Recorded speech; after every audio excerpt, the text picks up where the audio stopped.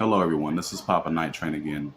And I just want to tell you that I promise you that I am going to show you how to perform your own spells and curses, and I'm going to do exactly that. But firstly, I want to touch bases with you on why some of the spells that you have been doing so far have not been working. And if you've never done a spell, I want you to be mindful of these things before you begin. Okay. There are several, probably thousands of witches, warlocks, wizards, spellcasters, metaphysicians on YouTube and various social platforms that tell you how to do spell working. But I think that they leave out some details, whether it is because they just forgot to mention it or it may be intentional. Okay. But I want to go ahead and talk to you about how you can avoid these pitfalls when you begin magic. Okay. So let's start with the first thing. You have to believe that it is going to work. If you don't believe it's going to work, then it's not going to work. Okay. So whatever you have to do to get into your, state of mind to where you can accomplish anything, right? Some music, some, meditation, whatever you have to do to get into that mind frame that you're going to succeed, do that. Okay.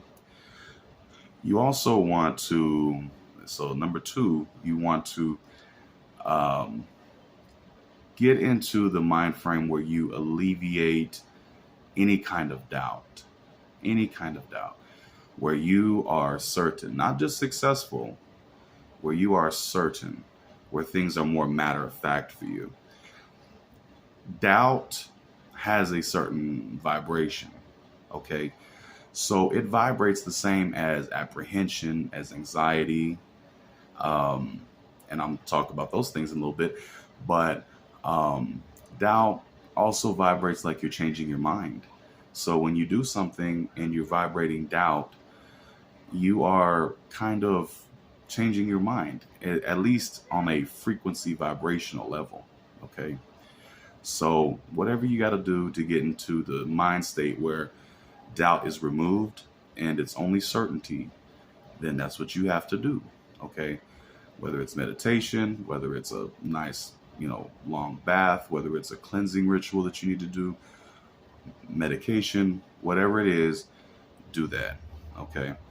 The third thing is anxiety and apprehensions.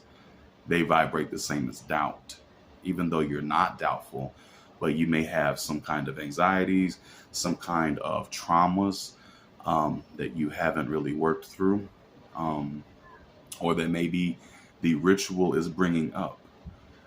If that's the case, then you may need to, meditate, hot bath, medication. You may need to consider therapy. You know, I went to therapy. I was about inch and a half away from going to the crazy house. I'm gonna tell you that getting therapy and moving past things was one of the best things I ever did in my life. Okay, so that moves into the next thing. The fourth thing is you need to be more centered, more grounded. If you're all over the place and you're chaotic, it's going to be very difficult for you to focus. Okay. And focus is necessary. So it's going to bring us to the fifth thing, right? Focus and intention. Anything that you use, it can be an herb, it can be an oil, it can be whatever, it can be a beautiful vase container with a beautiful resting plate. Looks really pretty. And I use this for love workings and for sex workings. Okay. It's pretty. It's beautiful. But if it's not consecrated, it's not blessed, empowered, and charged, which is what I call consecrated, it's not going to work. You have to put your focus and intention into any and all things that you use for your spell casting. Otherwise, your spells may not work. Okay. So I would take this thing and, of course, cleanse it with sage. In this case, I'm going to use tobacco. Tobacco is a cleanser as well. Um, but you can use sage, incense, whatever. Okay. I use Florida water most of the time when I cleanse. You can use that.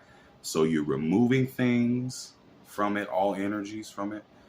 Then you got to put energy into it. So if you have a love oil, a sex oil, whatever, whatever you're using, right? You're going to pray over that amount that you're going to use. You're going to focus your intention, your consciousness into whatever substance you're using, anointed, consecrated. So you're going to have to put your focus and intention into any and all things that you use. Otherwise, your spell's working. The results are going to be wonky if they even exist. Okay. So those are the most common reasons of why spells do not work. Why, when people are doing spells or curses, they're not experiencing the results that they want. So, let's get into another reason. Number 6. You need to do protection work on yourself. Okay. Many times people don't realize the spirits do exist. And if you're using spirit to, to actually make your spells work, you're going to have to protect yourself, or they may rebel against you. They may attach themselves to you. So you need to make sure that you have done some protection work on yourself. Have amulets on yourself. Maybe you can have charms around the house. You can have your house blessed. You can have wardings. But you want to make sure that you're protected. Okay. And so these things don't backfire on you. Okay. Because they can backfire on you. Another reason, now I'm going to go into the more obscure reasons of why spells may not be working. But another reason is, okay, let's say, for instance, I live in Oklahoma, where we have a large Native American population. Okay. We have spirits here that you need to be aware of. Okay. We have land spirits, water spirits, mountain spirits. Okay. All these elemental beings. We have ancestor spirits. These spirits want some kind of recognition, or you may need to protect yourself from them. But I would go as far as to respecting spirits so they don't interfere with your workings. They do not interfere with your workings. So, be mindful of spirit around you. Try to sense, what's around you, what kind of energy they're giving off. If they're giving bad vibes, then you definitely need to step up the protection work. Okay. In all things that you do metaphysically, please protect yourself. Okay. It's like sex. It can be a very magical thing, but use protection. Okay. But these are some common reasons, a little bit obscure towards the end, but more importantly, you have to believe in yourself. You have to believe in your abilities. Otherwise, this is not going to work. Okay.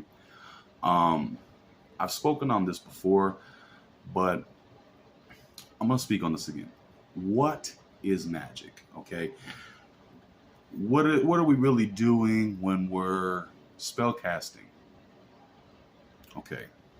What we're doing is we are taking all of these items, all these ingredients, oils, candles, herbs, spices, powders, whatever. All these ingredients and materials. We are combining them in such a way to create an energy. And then we take this energy that we've created and we build that energy. And then once we've built this energy, we activate the energy with consciousness, with our focus and intentions.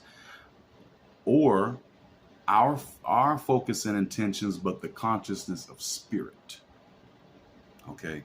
So now once the energy is activated with consciousness and our focus and intention, then we direct that energy towards our intended target and goal to create change and the outcome and specific results that we want.